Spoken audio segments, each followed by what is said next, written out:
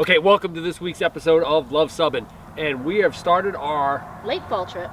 Exactly, whether it's going to be late fall or early winter. And as you can see, we're in shorts. Yep. Well, I'm in shorts at least. I think it was 69 degrees when we hitched up this morning. Yep, and the refrigerator decided and to the come refrigerator fan comes on. But anyway, it was a good tow, except for I-88, which was horrible. So we have discovered what I believe to be the worst road in all of America, and probably the worst road this side of North Korea. And that is I-88 southbound between Albany and Binghamton. This road is garbage, and they're trying to fix it. There's construction. It's been bad for years and years and years. This is the first time we've tried it in a long time. And in hopes that it had improved, but it didn't. And I get it. People all say about I-10 is pretty crappy, and I've been on I-10 and it holds nothing to this. The problem here, I think, with I-88 is it goes between Albany, New York and Binghamton, New York, and nobody rides on it. So I'm sure there's not a lot of highway money being allocated to this particular road because nobody... Well, there's no fancy service stations. Right. So there you have it, the worst road in America as far as I'm concerned. I'll try and find one that's worse, but... well, we won't be taking this route again. No, this is a disaster. Some portions of the roads in Pennsylvania. Yep, Pennsylvanians are usually crappy. We got a little shook up. Right, but so it's going to be a beautiful weekend. We've got 3 nights of reservations only. This one here at Shady Campground in Gibson, Pennsylvania. And well, this is a nice one because a lot of the campgrounds at this time of year are shut down. Right, these guys go all winter, so that's a jackpot for these guys. We'll show you around a little bit here. Right, so this is a good place to know about if you're coming up north for any reason. Right, 30 bucks, full hookups, yep. Not too bad at all. Can't guarantee the water will be running, but... Well, one is, definitely. Okay. But we just decided, we're only here for one night, so right. We're not hooking up water, we'll just run from the tanks. But yeah, tomorrow is our trip down to Winchester, Virginia. Yep. We're in shorts, a lot different than 16 degrees. Oh my goodness. Check out this video here. Exactly. If you want to experience some cold weather camping. I think it was officially 14.7 is what the weather person said. Yep. So. But yeah, it's the start of our fall trip. Let's have some fun. We have no idea where we're going. Yeah. Except south. South. All right, epic fail time. And this is one of those things whereby no matter how much experience you have, you make mistakes.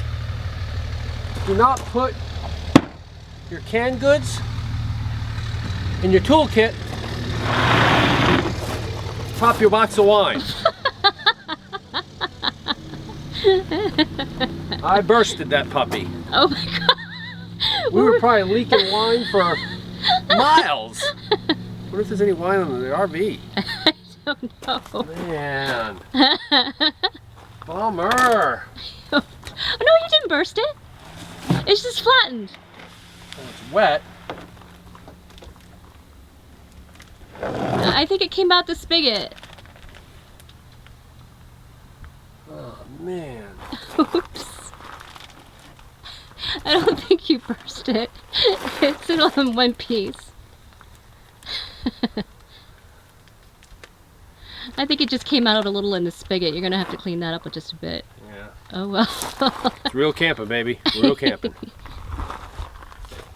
All right, we're here at our site, and normally I don't do the tandem wheel stabilizer till later on in the checklist, but when you're back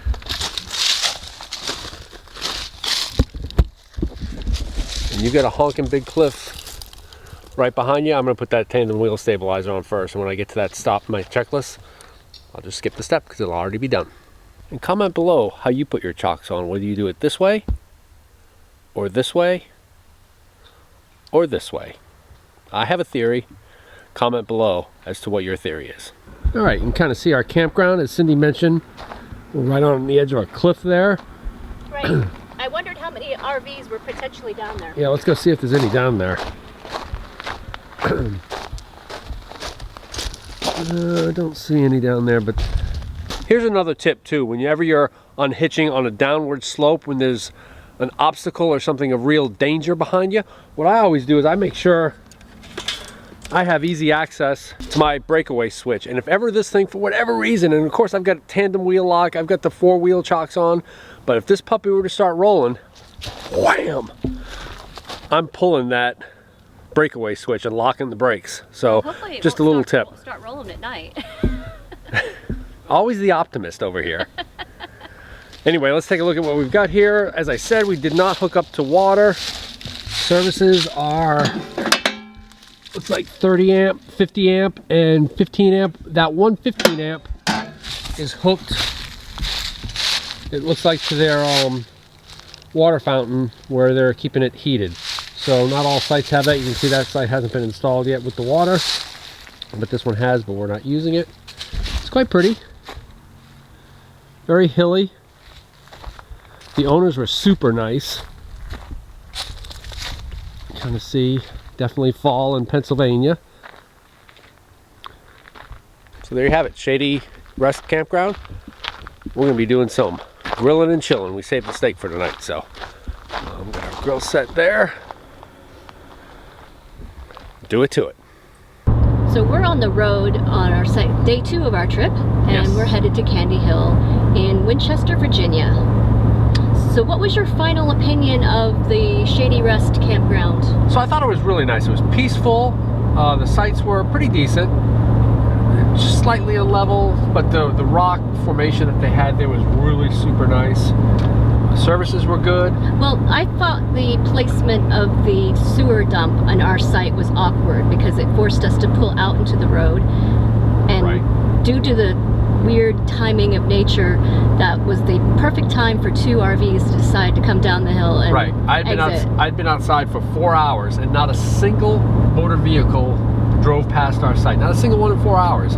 I pull out into the road and 2 RVs come through it. It just was... So we had to back up and wait for them to pass and then go ahead and dump. But they gave us nice waves, and they would have been willing to wait, I'm sure. But yeah, but we didn't think RVers that was are pretty planned. nice people.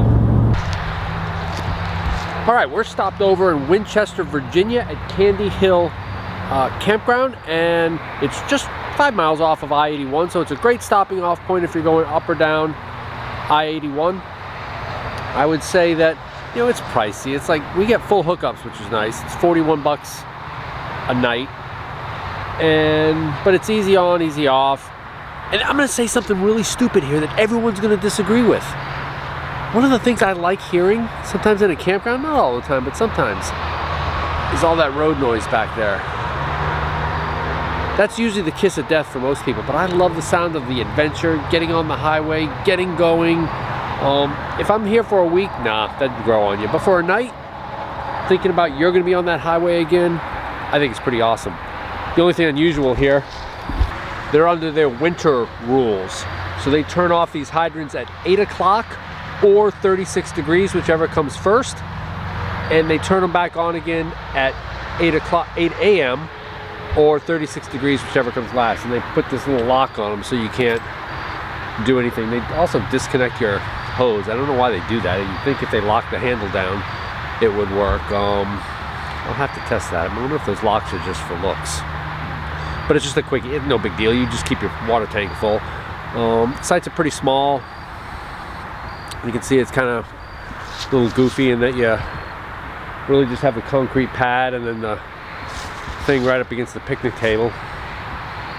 Not a fan of picnic tables if you're new to my channel.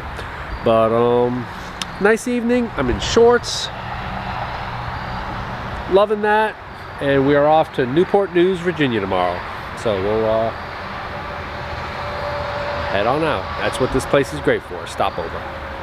Okay, so after a great tow, we arrived at the Newport News Park Campground, and this touts itself as the largest municipal park east of the Mississippi at 7,800 acres. And there are 3 loops that accommodate RVs, and as you can see with this loop, there are 23, we're in the A loop. There are 23 sites here that offer 30 amp electric and water, and there's 3 people here. You know, so, which is great for us. It's very peaceful and quiet. But yeah, it's a Wednesday during a pandemic, so maybe that has something to do with it. But very beautiful wooded sites, of course, as per a state park or a municipal park. Those sites are always a lot bigger, and this site's pretty huge. It's funny, Cindy totally greased the back end because it was a pretty easy back end, but it did present some challenges in that there were so many leaves on the ground it was hard to see where the pad was and where the pad wasn't. And how aligned we want it to be. So it's just a little bit of a different back end. I think the A loop, I looked at the B loop this morning, the A loop is definitely, I think, a little bit better. Our site, which is site A18, is pretty good, but I think I'll show you sites if we come back here, or if you were booking a place. I think sites 11 and 13 are probably just a tad bit better. So yeah, this is going to be our launching off point. There's so much to do here. They call it the historic triad between Williamsburg, Yorktown, and Jamestown, along with Newport News, Norfolk. There's just so much to do here. I think we're going to extend one more day, and then we'll plan on heading south here shortly. But that's Newport News Campground, where we'll be staying for the next couple of days as we hit some history. And I see on the internet, people ask a lot about, you know, how do you choose a campsite? Because I'd never heard of this place before. And so it all starts with us deciding where we want to go. So Cindy's like, you know what? I want to go to Williamsburg, Virginia, and I want to get a gingerbread cookie at Colonial Williamsburg. Good enough reason for me, right? So we make sure it's within our 350-mile travel day sweet spot. This one was 198, so that worked. And then it's the Compendium app. That's our go-to for finding campsites. And we have a rule that says a state park or a municipal or county park are always considered first, simply because for the aforementioned large sites, low cost, and the fact that we don't need amenities like hay rides and stuff like that. And then we kind of just go from there, read the reviews, take a look at things. But yeah, it's a combination of what you want to see, combined with how far you want to go, combined with Compendium. That's how LuVsubbin does it. So we've arrived at Newport News, Virginia after towing down from Vermont. Right, it was quite the tow, but we made it. Uneventful, basically, so that's a good thing. Right, and it's fall here again. Right, so we get 2 falls now. Exactly. But yeah, it's from here it's going to be further down south to the Carolinas and stuff. And here we're going to be touring Williamsburg and Yorktown. Maybe to Wisconsin, you never know. Yep, exactly. So, hey, if you like this video, give us a big thumbs up. And if you think we earned a subscription, click the subscribe button. And comment below if you're headed south anytime this winter. Because we come out with RV and Airstream related videos just like this one every Tuesday. Thanks for watching.